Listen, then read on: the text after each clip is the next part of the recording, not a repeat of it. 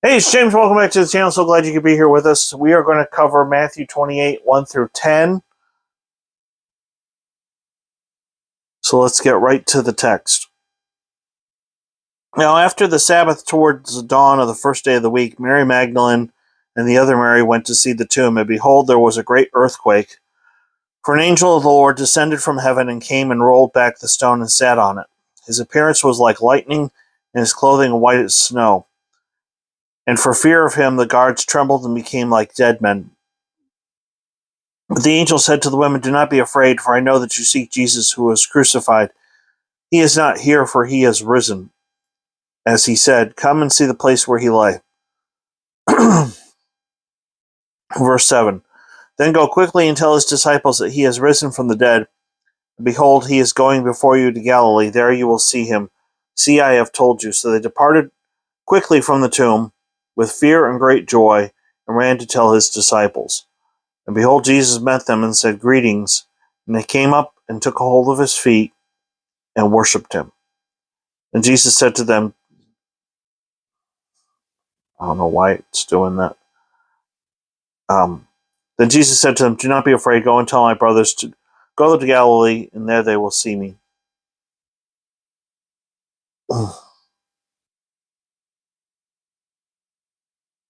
So, as usual, I got 3 points. Excuse me, I'm wondering why it's looking a little weird on my screen. So, I'm sure it'll come out fine. Point number 1 is the fact that the tomb was empty. You see, the thing that makes I'm sorry, I think my lighting is okay, but the screen it looks a little weird. All right, I think it's fine. The thing that separates Christianity apart from all other world religions is the fact that our founder isn't dead.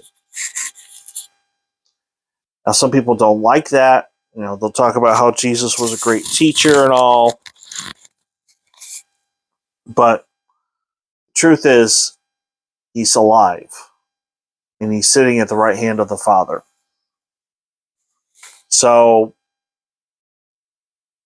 in this world that wants everyone to be ecumenical, and it's like, well, I have my faith and you have your faith and we all have our. It's like, well, here's the problem.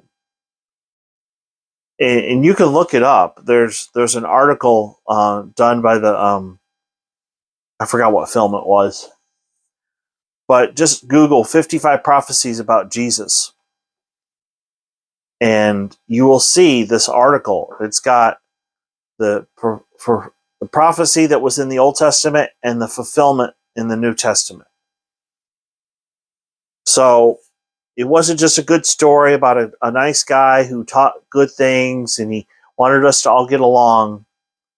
Jesus was and is the Son of God, and he did rise from the dead. And he died, as it said in John 10, it says, Jesus said, "I'm the good shepherd, and I lay down my life for the sheep." So the second thing I want to point out to you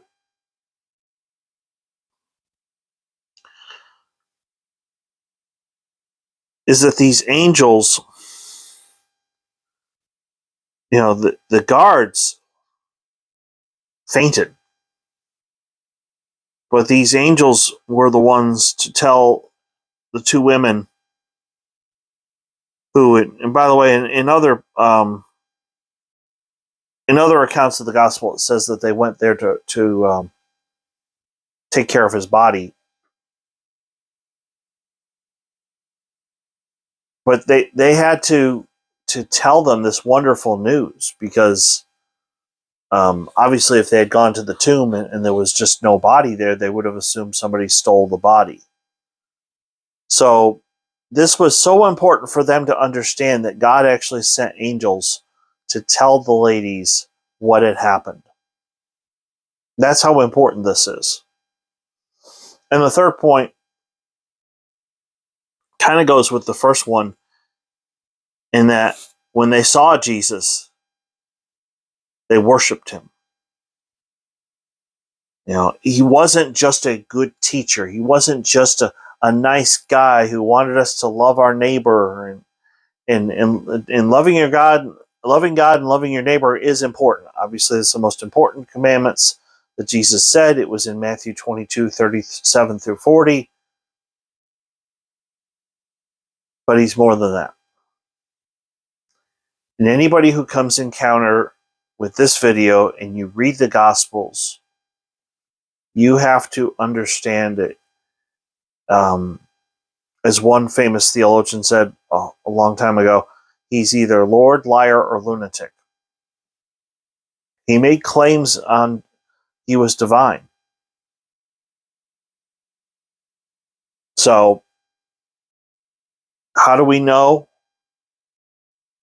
that this story is true? Well, every single one except for Judas, who hung himself, every single one of the disciples was a martyr. Well, John, they tried to kill him, failed, and so they exiled him to the island of Patmos.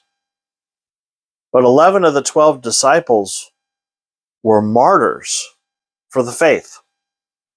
They could have easily, I could imagine an Apostle Paul, they lean him over this piece of wood and they're about to chop his head off. He could have said, you know what? Truth is, we made all of this up. We made it up. It's not true. Jesus isn't alive. And he could have offered his incense to Caesar and they would have let him go. But Paul refused to recant. Think about that one. So, the two things that, when I actually left the church and came back, the two things that got me were, number one, the prophecies about Jesus, and number two, the fact that the disciples refused to recant. And that's what people have to look at and say, is this faith real or not? So, anyway, if you are new to the channel, please hit like and subscribe. Unfortunately, I have to go to work on a Saturday, but that's okay.